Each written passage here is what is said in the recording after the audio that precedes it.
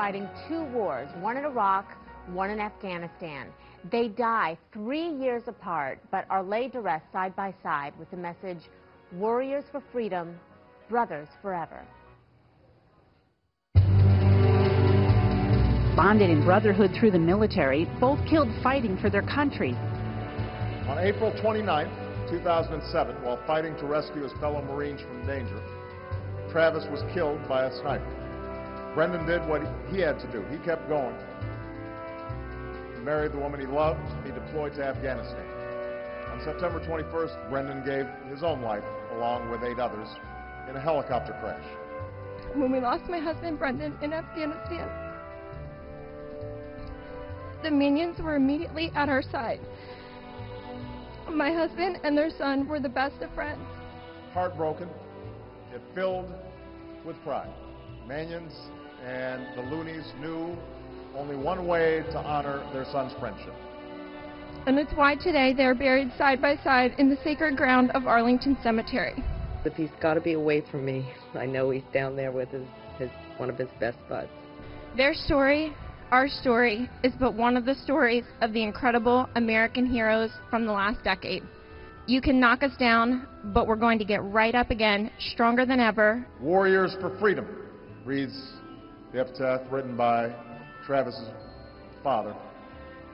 Brothers forever. And this is their story. The book is Brothers Forever, about Brandon Looney and Travis Manion. Who better to help us understand this story than Travis's dad, Colonel Tom Manion. Colonel, thank you so much for taking the time to be with us today. We so appreciate it. As a colonel, I'm sure that you've obviously seen a lot of strong bonds in the military, but what was special? Tell us about, Travis and Brian. It's Brendan. Travis and Brendan. And, well, they met at the Naval Academy. And they very quickly became friends, and that friendship just grew. They were from the same cloth, so to speak. They were guys that really stood out. They were both Division I athletes, worked hard, good students, came from good families, and they also had a good time together. They had a good sense of humor, and they really gravitated towards one another. It's probably, part of the leadership traits that they had. They're both young men who led from the front, so really connected well. In order to write about this, I understand that we know you have to relive it, and you actually went to Fallujah to see where your son died. Were you ready for that?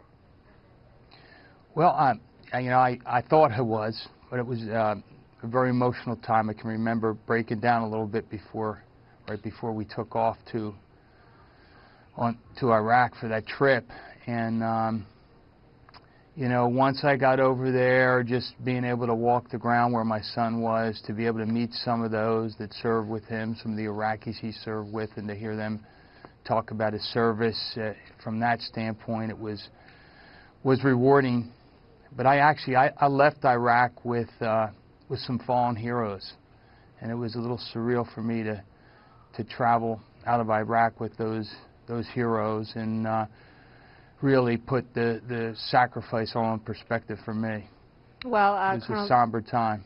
I can imagine, and I'm sure this weekend is as well at some point. But I just want to say to you, Colonel Manion, and to your family, we are going to be thinking about you. This is a really courageous and a strong book, and we're so glad that you're sharing it with us. Thank you for sharing this story. You. And obviously to the family and to all of you who have families who are remembering somebody, we remember them with you. The book, again, is Brothers, and Travis Manion Foundation is coming out of that. It's in his honor. This is a foundation that helps veterans and the families of fallen heroes, and we just want to say thank you so much for your service.